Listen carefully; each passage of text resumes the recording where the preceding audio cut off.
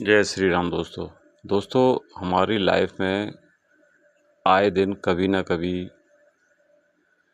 बुरा वक्त का दौर गुजरता ही है। उसको हम D1 चार्ट में बहुत ही आसानी से पता लगा सकते हैं कि हमारा बुरा वक्त या हमारा नेगेटिव टाइम कब से कब तक रहेगा, ताकि हम उस समय तक धैर्य बनाए रखें और उस वक्त को गुजर जाने दें और अच्छे वक्त की उम्मीद करें उसके बाद। तो आइए जानते हैं किस तरह से देखते हैं दोस्तों। जैसे उदाहरण के तौर पर ही शुरू करता हूँ मैं। जैसे मान लीजिए आपका कन्या लगन है और लगन आपकी 3 डिग्री की है। अब देखिए आपके अष्टम भाव, यानी कि कन्या लगन से हम अष्टम भाव देखेंगे तो वो होता है मेष राशि। ये आपका द्वेष कोण, माफ करना, ये आपका 64वां नवांश में आता है। अब मान लीजिए आपके अष्टम भाव, यानी कि आपके लगन से अष्टम भाव में जो मेष राशि आती है उस पे कोई क्रूर और पापी ग्रह गोचर बस आ जाते हैं। ध्यान से सुनना, मैं पहले ही बता चुका हूँ कि मान लीजिए आपकी लगन 3 डिग्री की है। अब आपके अष्टम भाव में, यानी कि कन्या लगन की बात करें तो मेष राशि में जब भी कोई क्रूर या पापी ग्रह आएंगे, जैसे शनि, राहु, केतु, मंगल, सूर्य इत्यादि, अगर गोचर बस जब वो आपके अष्टम भाव में आएंगे और जब वो 3 डिग्री के होंगे, यानी कि आपकी लगन की डिग्री के समकक्ष होंगे, 1-8 डिग्री आगे पीछे भी चल जाएगा, तो वो समय आपका नेगेटिव समय होगा। और नेगेटिव समय होगा तो किस तरीके का होगा? जैसे कि मान लीजिए आपके अष्टम भाव में मंगल आ गया। अब मंगल आपके कुंडली में तीसरे घर का स्वामी, यानी कि आपके छोटे भाई बहन का स्वामी बनता है और वो आपका अष्टम भाव में आ गया, यानी कि 64वें नवांश में आ गया। अब जब भी वो लगन के समान डिग्री का मंगल होगा तो आपके भाइयों से अनबन होगी, आप भाई की वजह से आपको तकलीफ होगी, चाहे किसी भी रूप में हो, चाहे भाई से लड़ाई हो, चाहे भाई की तबीयत खराब हो, चाहे भाई का किसी भी तरह से अहित होता हो, इस तरह की बातें होंगी।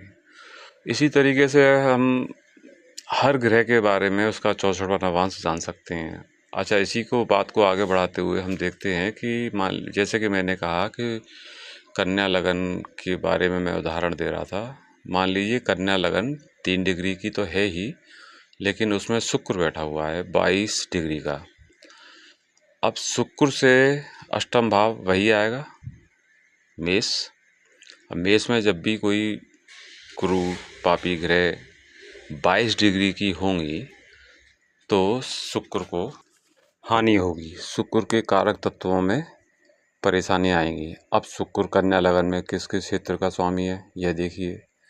शुक्र वैसे तो कारक होता है स्त्री का, और आपकी लगन में वह आपके धन भाव का स्वामी है और आपके भाग्य भाव का। तो कहीं ना कहीं धन, भाग्य और पत्नी या प्रेम का, इनको लेकर ये दिक्कत आएंगी। ऐसे ही हम हर किसी ग्रह के बारे में पता लगा सकते हैं। मान लीजिए आपका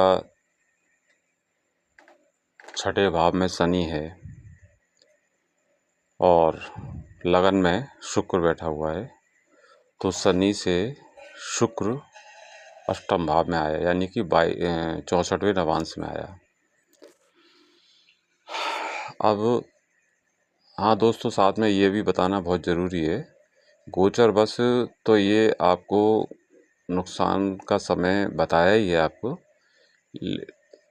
अगर आपकी दशा महादशा भी इसी से रिलेटिव चल रही है तो आपको ज़्यादा कष्ट होगा, और आपकी दशा अंतर्दशा नहीं चल रही उस भाव से संबंधित तो आपको छोटे मोटे कष्ट होके रह जाएंगे। बहुत ज़्यादा इफेक्ट आपकी लाइफ पे उस समय नहीं पड़ेगा। तो हम हर किसी का, हर ग्रह का इसी तरह से हम हिसाब लगा सकते हैं। आप अपनी कुंडली में देख सकते हैं कि जैसे कि वर्तमान में शनि देव कुंभ राशि में चल रहे हैं, तो कुंभ किस राशि के अष्टम में पड़ रहा है, आपका किस ग्रह से अष्टम में पड़ रहा है, उससे रिलेटिव 64वें नवांश में जब शनि आएगा तो उससे रिलेटिव उस कारक तत्व को आपको काफ़ी नुकसान, हानि, दुख, कष्ट उठाने पड़ेंगे। दोस्तों, अब आप जान ही गए होंगे कि हम अपने वक्त को, हम अपनी दैनिक लाइफ को भी हम देख सकते हैं। किसी भी एस्ट्रोलॉजी ऐप के द्वारा हम आसानी से उसकी डिग्रीज देख सकते हैं और उससे पता लगा सकते हैं। गोचर, बस गोचर एक ऑप्शन आता है, उसमें गोचर के ऑप्शन में हम देखेंगे कि आज जैसे हमने वो गोचर का ऑप्शन खोला तो उसमें सारी ग्रहों की डिग्रियां वर्तमान की होती हैं। उससे हम आसानी से हिसाब लगा सकते हैं कि हमारा 64वें नवांश में कौन सा ग्रह लगन की, या जिस भी ग्रह से 64वें नवांश में शनि मंगल इत्यादि आए हैं, समान डिग्री पर आए हैं, तो उस समय आपको बहुत ही समझदार रहना है। उस समय कोई ऐसा निर्णय नहीं लेना है, धैर्य रखना है। कम से कम उस वक्त को आप गुजर जाने दें। देखिए, जैसे सूर्य तो 12 महीने में एक बार ज़रूर आपका 64वें नवांश में आएगा ही आएगा। लगन से तो आएगा ही आएगा, किसी अन्य ग्रहों से भी एक एक बार तो वो आएगा ही। तो उस पर ज़्यादा गौर न दीजिएगा, क्योंकि 3 डिग्री तक ये असर रहता है। 3 डिग्री 20, 3.20 डिग्री तक।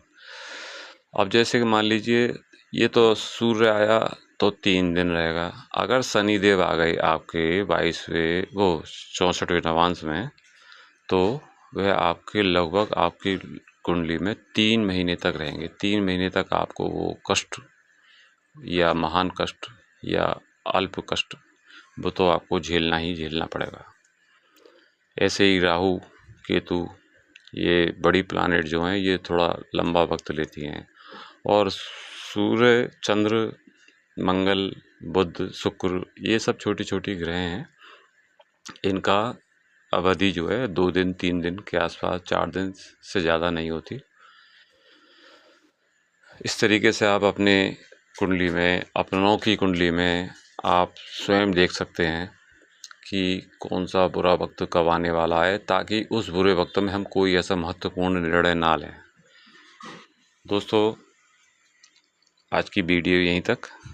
अगर आपको मेरी वीडियो पसंद आई हो, आपको ज्ञानवर्धक लगी हो, तो आप मेरे चैनल पर नए हैं तो सब्सक्राइब कर दीजिए, लाइक ज़रूर कीजिए और अपने दोस्तों के साथ शेयर कीजिए। और आप कमेंट भी कर सकते हैं, अगर किसी तरह से कहीं कोई रुकावट